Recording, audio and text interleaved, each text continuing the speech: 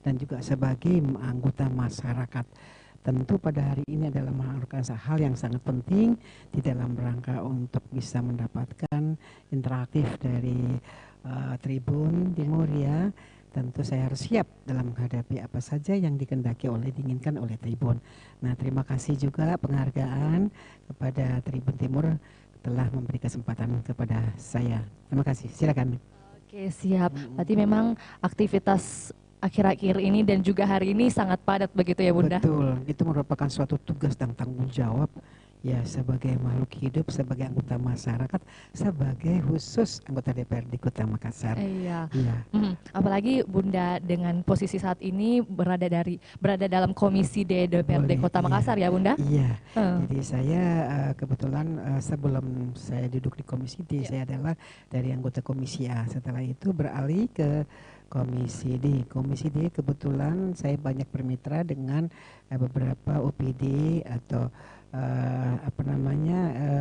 organisasi daripada struktur yang ada di pemerintahan kota, yaitu salah satu di antaranya adalah dinas kesehatan maupun sosial dan juga pemberdayaan masyarakat.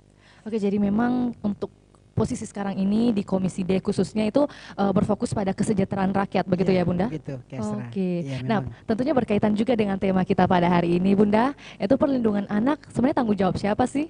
Ya, memang banyak orang mengatakan bahwa perlindungan anak itu adalah tanggung jawab hanya orang tua, ya ibu dan bapak dan anggota keluarga yang ada di dalamnya, apakah itu saudara, tante maupun kakak dari ibu dan bapak ataupun nenek kalau berada di dalam keluarga itu. Tetapi seharusnya bukan hanya kewajiban dan itu adalah urusan daripada internal itu ibu dan bapak dan yang lain-lain, tetapi itu juga adalah urusan yang harus diperhatikan oleh pemerintah ya, baik itu pemerintah kota dan juga negara ya. Itu kewajibannya negara dan pemerintah daerah harus memberi perhatian tentang perlindungan anak, karena ini anak adalah penerus ya, penerus nanti ke depan bangsa yang akan nanti bekerja untuk kepentingan bangsa, seperti itu. Jadi memang bukan hanya dari lingkungan internal keluarga, tetapi eksternal juga adalah di pihak lembaga-lembaga yang pemerhati anak, lembaga pemerhati berkeluarga, dan juga pemerintah dan negara, khususnya pemerintah daerah Kota Makassar, seperti itu. Apalagi sekarang kita ini mensosialisasikan produk hukum yang telah dibuat oleh pemerintah atau penyelenggara pemerintah bersama dengan anggota DPR, seperti itu. Olehnya itu sudah disebarluaskan oleh seluruh anggota DPRD yang ada di Kota Makassar, dan itu adalah merupakan tugas tanggung jawab bagi pihak anggota DPRD Kota Makassar. Siap. Nah Bunda, mungkin bisa dijelaskan sedikit kalau dari sudut pandang Bunda Apiati pada hari ini mungkin bisa disampaikan perlindungan anak itu seperti apa sih seharusnya dan bagaimana semestinya? Silakan. Artinya begini, kita berbicara masalah perlindungan. Kata perlindungan adalah perbuatan, sikap, penyikapan, ya langkah. Itu adalah melakukan kegiatan perlindungan, melindungi. Apa objeknya melindungi? Adalah anak. Anak itu adalah amanah ya, yang telah diberikan oleh Allah dari mulai kandungan sampai dengan besar ya, sampai umur sebelum 18 tahun. Tentu kewajiban keluarga, khususnya ibu dan bapak dan saudara, untuk memberikan perhatian tentang pendidikan, pengayuman, mengasuh ya, memelihara agar supaya tumbuh kembang dengan sempurna. Dalam arti bahwa dia harus mendapat kasih sayang, mendapat perhatian dari keluarga, khususnya ibu dan bapak. Artinya kalau kita tidak bisa melakukan pembinaan atau pemeliharaan atau mengasuh, mendidik, membimbing anak tersebut, tentu dia akan tidak bisa tumbuh kembang dengan sempurna. Nah, sementara pihak daripada keluarga atau orang tua, ibu dan bapak, dan juga di lingkungan kita atau masyarakat juga menghendaki bahwa anak memang harus mendapat perhatian dari semua pihak, ya, seperti itu. Agar supaya kita inginkan anak itu akan bisa jadi orang yang sangat bermanfaat dan tentu akan bisa berpartisipasi melakukan aktivitas kegiatan ke depan setelah dia nanti tumbuh berkembang dan besar seperti itu. Jadi memang besar harapan semua orang, khususnya pemerintahan juga seperti itu ya Bu, bahwa ketika anak-anak tumbuh itu mesti sesuai dengan bagaimana sesuai umurnya begitu ya Bu. Iya. Artinya diperlakukan anak itu sesuai umur, ya. Karena saat sekarang ini banyak kita melihat ya keadaan kondisi anak yang masih umur seharusnya tidak diberikan kegiatan-kegiatan yang tidak menunjukkan bahwa anak itu berumur sekian baru diperintahkan untuk melakukan kegiatan yang seharusnya tidak boleh dilakukan seperti itu. Iya. Bu, kalau berbicara tentang perlindungan anak, tentunya pasti ada kategori atau juga jenjang usia yang termasuk dalam anak yang mesti dilindungi. Betul. Mungkin jadi, sebagai penyampaian juga buat trainers, Bunda. Jadi memang banyak yang menganggap bahwa kalau dikatakan perlindungan anak, kategori anak seperti apa sih? Sampai bagaimana besarnya atau umurnya. Nah, yang saya tahunya adalah di bawah 18 tahun. Itu masih kategori anak. Kalau 18 tahun ke atas itu sudah dewasa, ya, bukan lagi anak kecil. Ya, jadi anak kecil adalah dari mulai janin sampai dengan umur sebelum 18 tahun. Olehnya itu diperlakukan mengasuh, mendidik, memberi bimbingan itu harus dengan sesuai umur yang dimiliki oleh anak itu tersebut. Seperti itu. Oke, jadi memang kalau dikatakan kategori umur itu berarti 18 tahun ke bawah begitu ya Bunda? Iya, betul. Jadi itulah makanya tidak boleh orang tua melakukan eksploitasi, menyuruh anak yang masih umur 8 tahun atau 7 tahun, 6 tahun ke warung untuk membelanja. Terus kemudian melakukan kegiatan rumah tangga. Ya mungkin ibu itu sering mungkin terlalu repot ya. Kadang-kadang terlintas. Ayo coba deh itu bantuin mama, suruh sapu. Padahal sebenarnya belum waktunya dia harus melakukan kegiatan itu.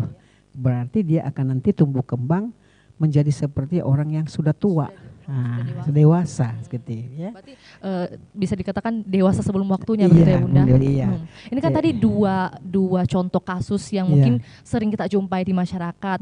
Lantas fakta-fakta selanjutnya mungkin permasalahan seperti apa sih yang muncul dalam konteks melawan perlindungan anak nih Bun? Iya, contoh saja kita dapati dengar bahwa ada anak yang masih umur 15 tahun, 16 tahun, 14 tahun sudah dikawinkan.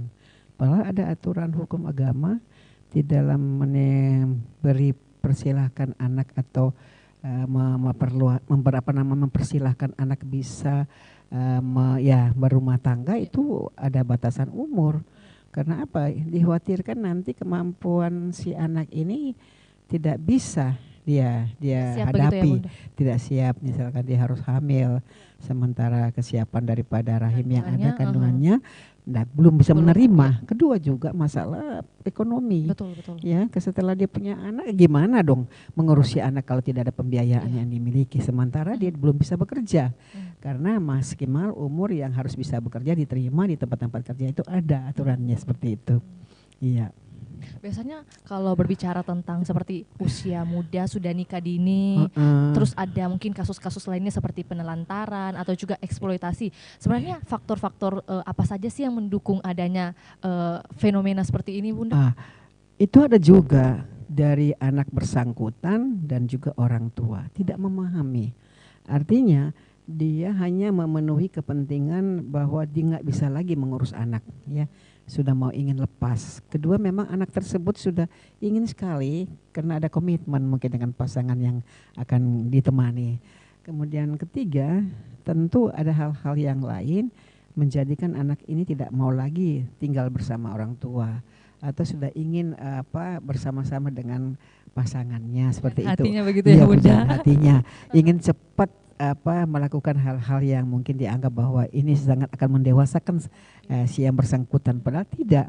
Itu akan bisa nanti menjadikan masalah untuk kehidupannya, untuk yang setelah berlanjut untuk melaksanakan kegiatan kehidupan sehari-hari keluarganya, ya. Jadi itu yang menjadi masalah untuk kita. Olehnya itu kita selalu pihak-pihak perempuan karena melalui organisasi wanita untuk selalu mengingatkan kepada orang tua untuk tidak tergesa-gesa di dalam melakukan kegiatan itu, untuk menyuruh anak cepat kawin, cepat nikah. Padahal mereka anak ini belum mampu di dalam menghadapi hal-hal seperti itu karena dia masih kategori belum siap menjadi ibu rumah tangga. Belum matang ya belum Bunda. matang dan belum punya pengalaman. Iya, ibunya sendiri sudah susah payah di dalam mengurusi anak, apalagi kalau nanti setelah dia menikah terus kemudian punya anak, dia juga lebih susah seperti itu. Betul. Jadi lebih kompleks begitu ya lebih permasalahannya. Kompleks, tambah lagi masalahnya Betul. antara ibu dengan anak itu sendiri setelah dia berumah tangga gitu ya. Lantas untuk menyuarakan hal-hal ini Bun, agar tidak terjadi seperti itu, langkah seperti apa sih yang dilakukan baik itu pemerintah? Iya, makanya tugas pemerintah dengan melalui OPD atau pelaksana kegiatan yang memang untuk kegiatan untuk menyampaikan kepada masyarakat, segera untuk berikan pelatihan atau pengetahuan tentang bagaimana melindungi anak seperti itu. Iya, contoh mungkin di organisasi pemerintahan itu di dalamnya strukturalnya pelaksana daerah seperti P3A ya, untuk melaksanakan kegiatan pelatihan untuk bagi ibu-ibu yang punya anak sudah dewasa, sudah waktunya mungkin nanti ke depan akan melakukan menikah. Tentu harus diingatkan seperti itu bahwa belum waktunya Anda harus anak tersebut untuk menikah, untuk hamil, karena kita tidak ingin akan ke depan akan terjadi masalah seperti itu. Jadi diingatkan semua ibu-ibu tidak tergesa-gesa untuk mengawinkan anaknya kalau belum pada waktunya. Harus diperlihatkan dulu dan diberi pemahaman, diberikan edukasi, diberikan pendidikan bahwa belum waktunya kamu untuk harus berumah tangga. Karena banyak faktor-faktor penunjang yang harus dipenuhi dulu seperti itu. Berarti kalau dari pemerintah DPRD Kota Makassar sendiri memang sudah membuat program bagaimana mensosialisasikan dan juga membentuk program edukasi begitu ya Bu? Iya, itu seperti itu. Dan memang tugas pemerintah di dalam memberikan pembinaan pendidikan kepada masyarakat untuk tentang kepentingan anak dalam hal perlindungan anak. Kita ingin anak kita ke depan nanti akan lebih baik. Jadi tidak usah terlalu punya keinginan untuk bisa cepat mengawinkan walaupun umurnya belum bisa memenuhi untuk persyaratan untuk berumah tangga. Jadi mesti bersabar dulu Bun ya. Bersabar dulu. Karena kita tidak ingin menambah masalah di dalam keluarga seperti itu. Iya. Sekarang kita lihat saja anak-anak yang sekolah sekarang. Tapi kita bersyukur ya dibanding dengan yang lalu-lalu, orang tua sekarang ini yang masih muda-muda punya anak kecil sudah concern terhadap pengayoman kepada anak, membina, mengasuh anak, sudah diikuti terus, dituntun, diberi pendidikan dengan sesuai umur yang dimiliki, tidak sembarangan lagi seperti kita dulu orang tua mengasuh anak asal tiba masa tiba akal itu aja nih diberikan, tapi sekarang tidak, betul-betul diikuti masalah gizinya, masalah perilakunya dilihat, kalau sudah salah disuruh robah gitu, diajarkan yang baik-baik.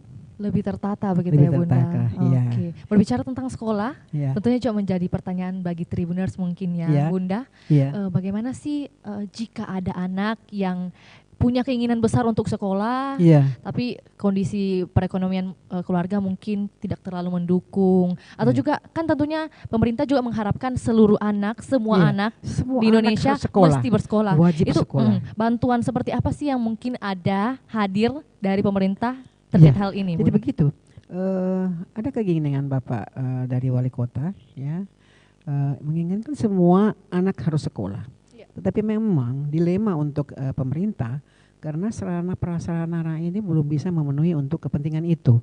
Walaupun keinginan pemerintah harus sekolah semua, tetapi mana dulu sarana prasarana sudah terpenuhi enggak? Kedua, tetapi ada keinginan pemerintah di dalam rangka untuk bisa membantu bagi masyarakat yang memang tidak punya kemampuan menyekolahkan anaknya karena masalah ekonomi.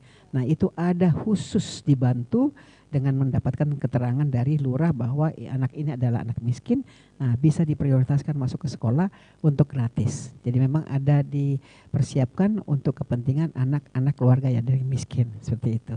Jadi alhamdulillah sudah berupaya sedemikian rupa membuat program untuk berpihak kepada anak yang mau sekolah tetapi tidak memiliki kemampuan ekonomi di dalam menyekolahkan anak tersebut, sehingga ada diberikan peluang-peluang dengan melalui dinas terkait yang memang kompetensinya untuk mengurusi sekolah-sekolah pendidikan.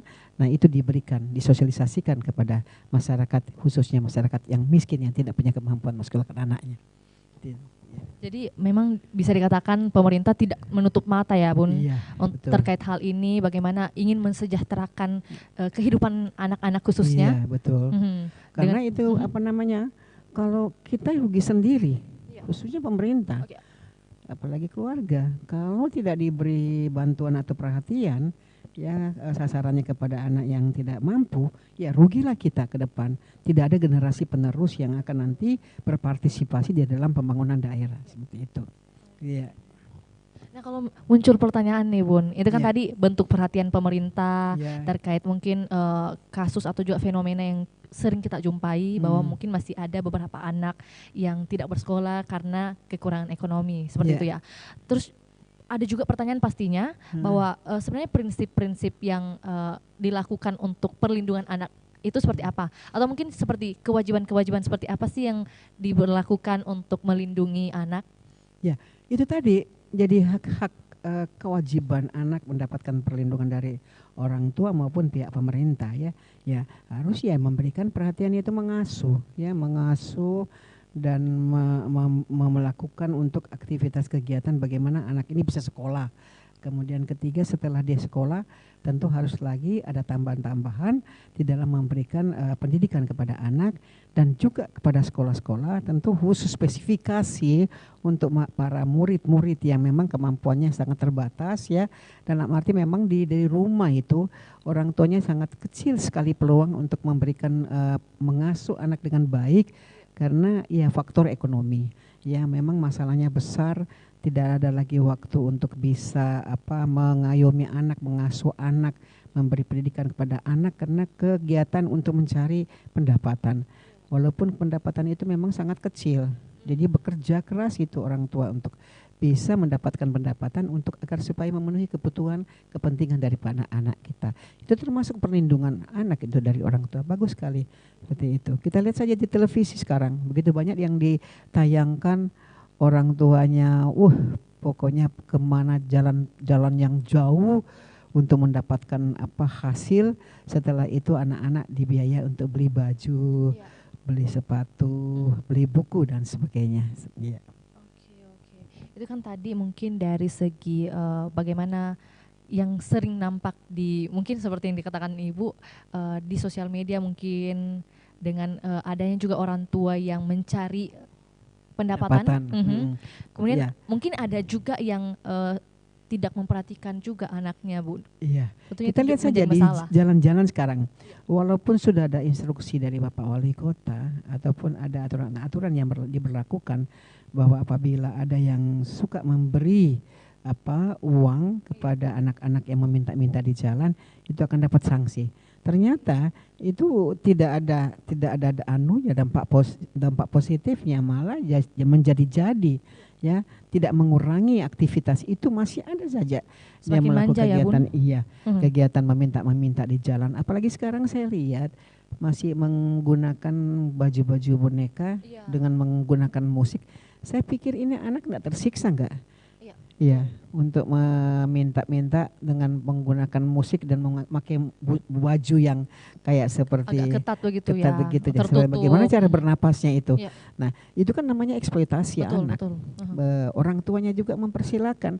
Malah justru ada orang tua membawa anak itu disewa loh, anak bayi, untuk supaya orang memelas ya, melihat ya, memberikan seperti itu. Jadi kita anjurkan agar pihak dari pihak pemerintah, institusi atau dinas yang menangani tentang anak jalan begini harus cepat dilakukan pengusiran, artinya menghindari, mencegah, dilarang, karena memang itu ada koordinatornya. Tetapi kita tidak boleh katakan seperti itu karena akan bisa pihak-pihak akan marah, nggak enak. akan tersinggung seperti itu. Jadi sebenarnya itu salah siapa ya Bun? Ya salah pihak orang tua juga, Iya. salah pihak pemerintah juga tidak mau segera melakukan pengawasan, menindaki Tindak lanjutnya anak-anak belum itu ada ya begitu ya? belum ada. Ya Oke. harusnya segera. Walaupun begitu capek memang sudah diusir datang lagi, Iya. sudah diusir Betul. datang lagi. Ya capek juga. Akhirnya bosan juga para pegawai negeri sipil atau yang bertugas ditugaskan untuk bisa mengawasi itu karena ya berulang-ulang. Karena memang ada yang mengkoordinir Iya, betul. anak ini seperti itu. Kalau solusi yang bisa ditawarkan oleh Bunda? Ya tadi itu kita Ada semua pengawasan pihak, gitu? ya kita semua pihak harus memberikan kesadaran kepada orang tuanya. Iya. Pertama, jangan anak dimanfaatkan untuk melakukan kegiatan itu. Karena itu merugikan anak sendiri, dia akan tumbuh berkembang tidak seperti sesuai anak itu yang kita harapkan. Nah, kedua pihak pemerintah harus melakukan pengawasan, maksudnya melakukan pengawasan tetapi ditindaki, ya diberi sanksi, tidak hanya melarang, tetapi berkali-kali itu tidak ditindaki, tentu akan bisa berlanjut kegiatan itu, tidak akan berhenti. Harus ada efek jerah Ya, seperti harus itu ya? ada efek jerah Oke. seperti itu. Iya. Oke Bun. Bun tentunya juga dengan adanya kasus-kasus yang sudah disebutkan oleh Bunda bahwa ada eksploitasi atau ada juga mungkin pernikahan dini. Lantas tentu saja ada regulasi yang dilahirkan pemerintah khususnya dalam hal perlindungan anak. Ya sudah ada itu Ya. regulasi yang disebarluaskan dan telah disosialisasikan baik dari Kementerian Agama maupun dari Dinas Sosial dan sebagainya. Itu sudah disebarluaskan, tetapi memang masih belum ampuh aturan itu. Iya, hukumnya itu Masih sering terjadi begitu ya? Belum kena sasaran seperti itu. Iya. Berarti bisa dikatakan dengan adanya peraturan ini mungkin persentase perubahan kasusnya Masih kecil. gimana? Oh masih Masih kecil. kecil, iya. Artinya memang Ya. harus disikapi. Walaupun kita sebarluaskan produk hukum ini, Perda Perlindungan Anak, dan di dalamnya ada sanksi hukum, itu masih belum bisa kita aplikasikan karena kesadaran masyarakat juga tidak melakukan pengawasan dan tidak melaporkan kalau apabila terjadi hal-hal yang kita tidak inginkan, kita lihat tapi tidak pernah dilaporkan. Jadi memang sangat sulit untuk bagi pihak pemerintah di dalam melakukan suatu sanksi karena tidak ada fakta, bukti yang jelas dan nyata untuk melakukan sanksi seperti itu. Kalau pelaporan bisa dilakukan di mana saja Bun? Ya tergantung, Ya. tergantung pihak-pihak yang punya tanggung jawab di dalam melakukan tindakan atau sanksi Oke. kepada yang melakukan pelanggaran. Oke, Gitu. oke. Jadi mesti kalau misalnya mau melaporkan begitu harus ada bukti ya yang Ya, disertai. harus ada bukti. Iya. Dokumentasi seperti itu. Ya nggak bisa gegabah, Ya. karena kita dikembalikan lagi kepada kita Oke. yang melakukan sanksi itu.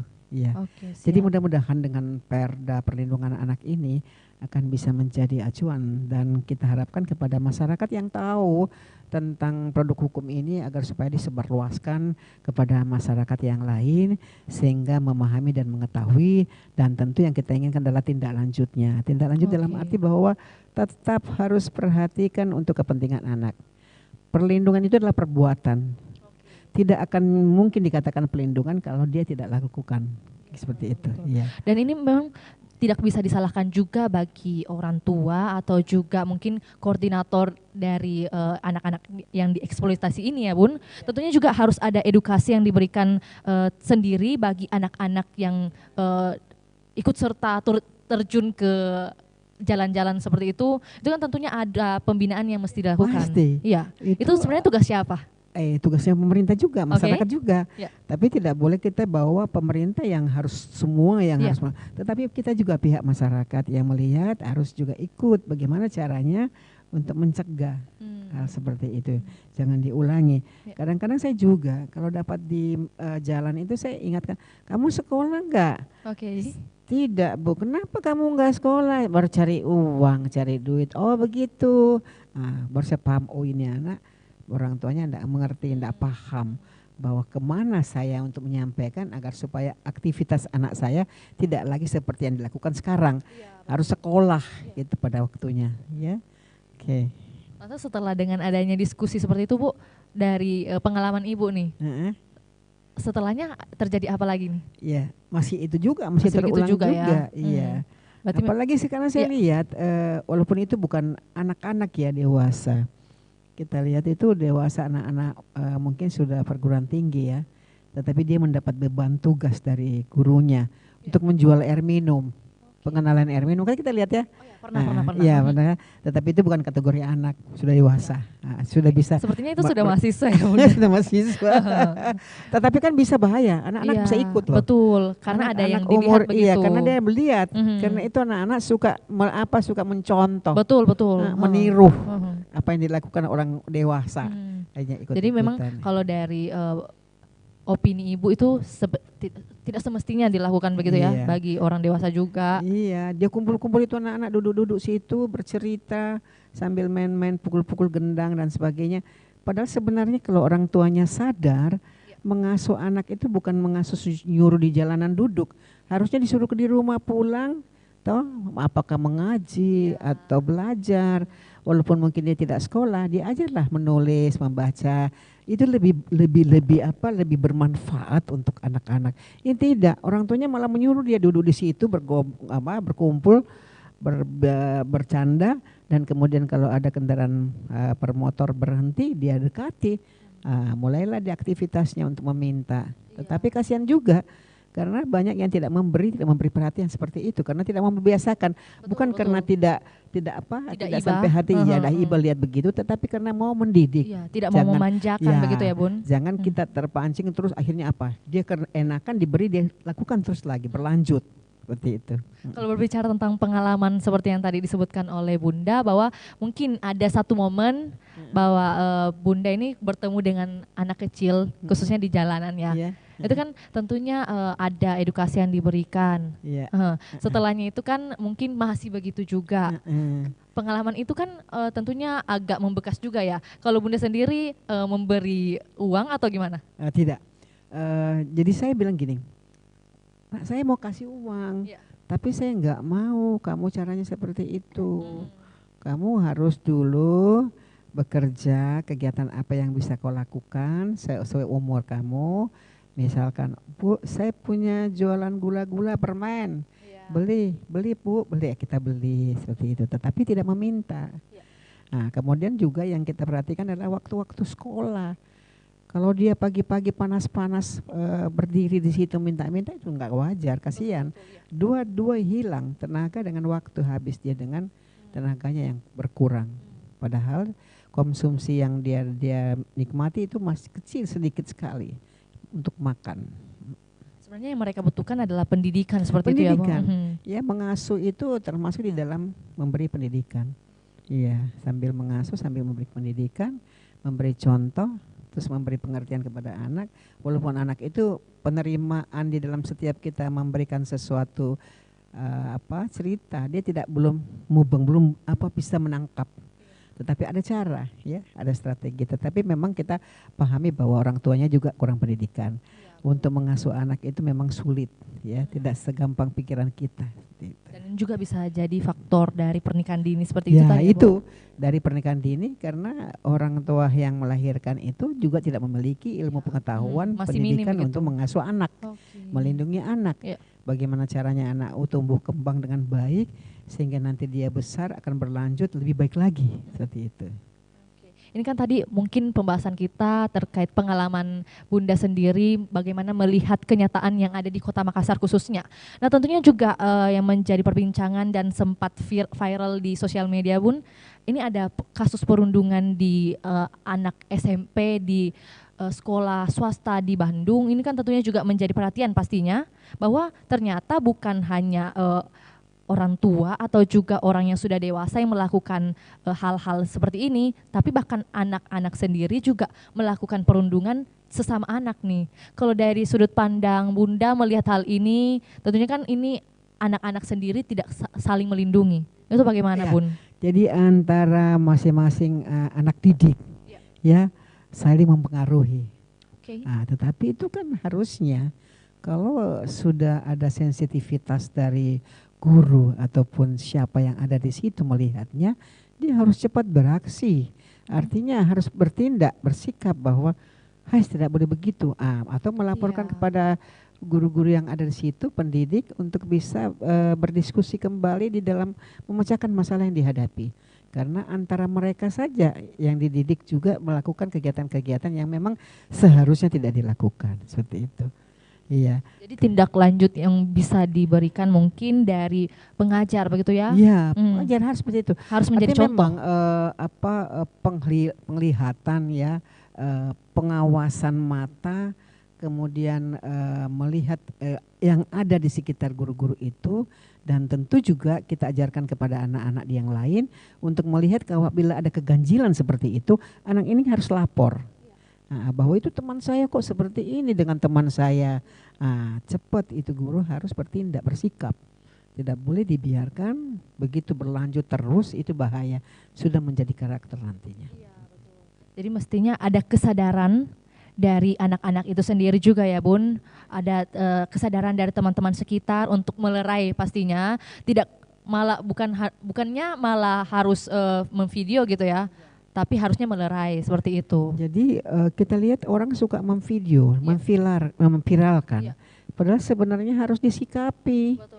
Jangan hanya di video baru diviralkan, disuruh orang lain untuk bisa memberi pandangan, memberi tanggapan, mengoreksi. Tetapi dia sendiri yang memvideo tidak melakukan cepat penyikapan agar supaya melarang si anak tersebut melakukan itu. Iya, sering begitu. Jadi kita memang menyalahkan bagi orang-orang yang hanya tugasnya memvideo, tetapi tidak ada penyikapan, tidak ada sikap, tidak ada tindakan untuk bagaimana agar supaya anak itu bisa berubah. Jangan melakukan itu karena itu adalah suatu kesalahan yang besar. Dan tentunya bisa menjadi karakter yang buruk nantinya ya Bun? Menjadi karakter yang buruk ke depan, tidak menjadi penerus bangsa ke depan.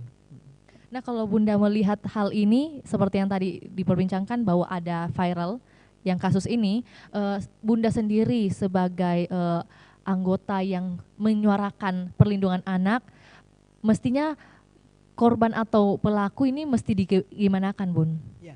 Ya tadi itu, jadi kita sebagai wakil rakyat, ya memang kewajibannya melakukan pengawasan di dalam membantu juga pihak pemerintah, tapi pihak pemerintah juga lebih harus aktif dan giat di dalam memberi perhatian itu.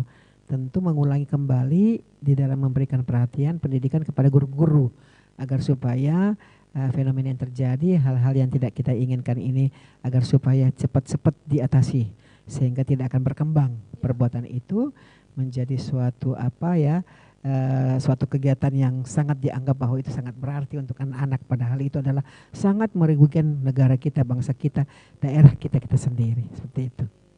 Betul Bun. Nah mungkin sebelum kita ke closing statement atau juga sesi terakhir Bun, kita mau menjadi lebih dekat dulu nih dengan Bunda. Nah Bunda sendiri selaku anggota yang mungkin wakil rakyat juga dalam menyuarakan perlindungan anak, tentunya pasti ada tantangan atau juga kendala yang dirasakan dalam menyuarakan hal ini. Itu seperti apa berdasarkan pengalaman Bunda? Jadi memang kita sebagai wakil rakyat anggota DPD ya, menginginkan sekali, apalagi saya di Komisi D ini adalah bermitra dengan Dinas Pendidikan.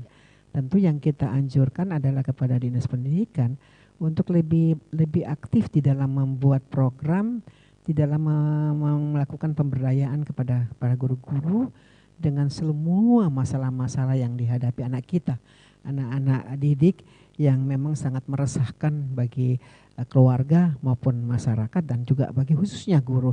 Nah, olehnya itu harus diperbanyak ya pendidikan atau ilmu pengetahuan yang diberikan, strategi di dalam menyelesaikan masalah-masalah yang dihadapi itu harus betul-betul disuarakan terus ya.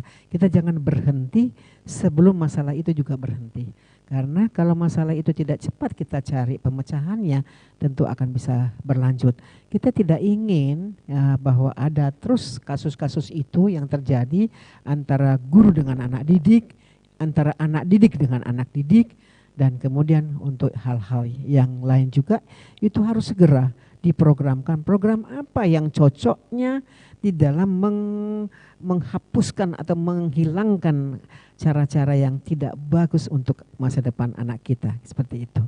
Ya, mudah-mudahan saya sebagai wakil rakyat ingin dengan melalui, mungkin saya sarankan kepada seluruh organisasi wanita yang memang tugas kewajibannya di dialah sebagai orang tua, wakil-wakil daripada anak-anak untuk bisa memberikan perhatian kepada anak-anak kita dengan cara meningkatkan aktivitas dan kegiatan pemberdayaan kepada para orang tua agar supaya memberi perhatian pendidikan kepada anak, supaya anak kita akan lebih bagus, lebih baik, dan itu adalah merupakan harapan bangsa. Kasih. Jadi dari harapan Bunda hari ini mungkin adanya program atau juga ruang diskusi yang semakin dibuka, semakin transparan begitu, bagaimana mengajak ibu-ibu untuk menyuarakan perlindungan anak, khususnya mungkin bagi pernikahan dini ya Bu, itu sangat perlu. Dan juga ada yang saya sangat bangga, yang sangat terima kasih kepada pihak-pihak yang sudah statusnya sebagai ibu, yang punya anak kecil. Saya lihat di media televisi di mana saja, apakah Trans TV, TV One, menunjukkan bahwa ibu-ibu yang walaupun dia adalah seorang artis ya, tetapi punya kesempatan di dalam mengasuh, memberi bimbingan ya, membimbing anaknya sehingga anak itu bisa berangsur-angsur sesuai umurnya menjadi lebih baik, lebih pintar dan sebagainya.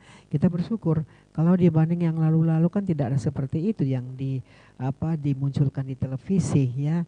Media sekarang ini, media cetak, media televisi, semua ditunjukkan bahwa seorang ibu yang masih muda memberikan perhatian besar kepada anak-anaknya mulai dari lahir sampai dengan umur di bawah 18 tahun. Berarti luar biasa sekali pengorbanan kemajuan seorang ibu ya, kemajuannya. Dan itu adalah memang peran pemerintah juga. Ya. Kita harus berterima kasih kepada pemerintah, begitu banyak program yang dilakukan di dalam rangka untuk menyadarkan para orang tua agar supaya concern ya menghadapi anak-anak kita yang harus tumbuh kembang menjadi generasi penerus yang bermanfaat untuk bangsa dan negara.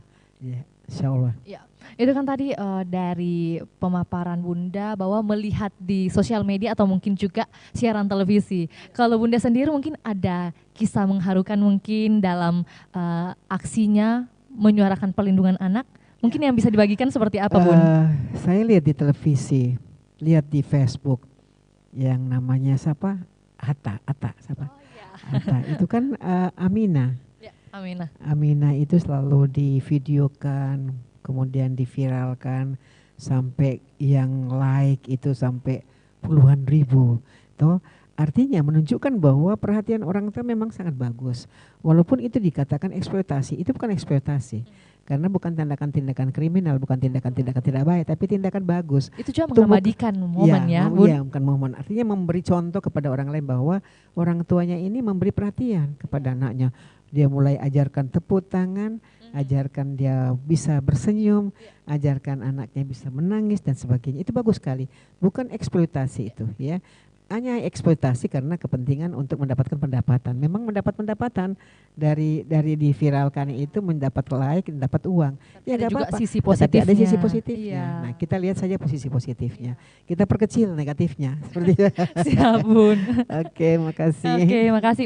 Bun, mungkin sebagai closing statement, mungkin ada harapan atau juga kalimat ajakan yang mau disampaikan oleh Bunda Apiyati dalam hal ini terkait perlindungan anak itu mesti bagaimana dan harus bagaimana? Silakan. Iya, tentu harapan saya karena saya ini walaupun sudah usia lanjut ya kategori itu, tetapi saya sudah banyak punya makan garam yang banyak. Artinya pengalaman lebih duluan gitu ya makan walaupun garam. saya punya anak masih 3 ya, tapi juga saya lalui mengasuh anak itu memang berat ya.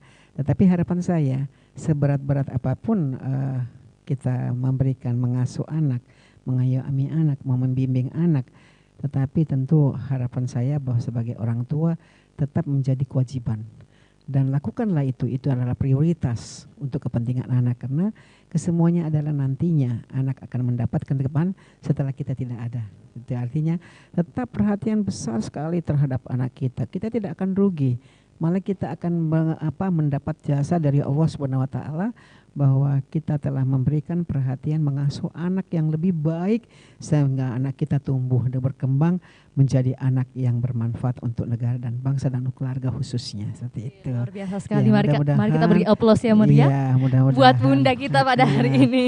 Mudah-mudahan ibu-ibu bisa memanfaatkan waktunya maksimal untuk anak-anak yang tentu kegiatan-kegiatan lain memang juga bermanfaat, tetapi yang bermanfaat adalah anak, karena anak adalah penerus bangsa. Mudah-mudahan Siap, seperti Bun. itu. Ya. Berarti pesan yang bisa dipetik hari ini bagaimana seorang keluarga khususnya dalam lingkungan anak itu perlu tulus dalam mengasuh dan juga membimbing anak sesuai umurnya ya Bun.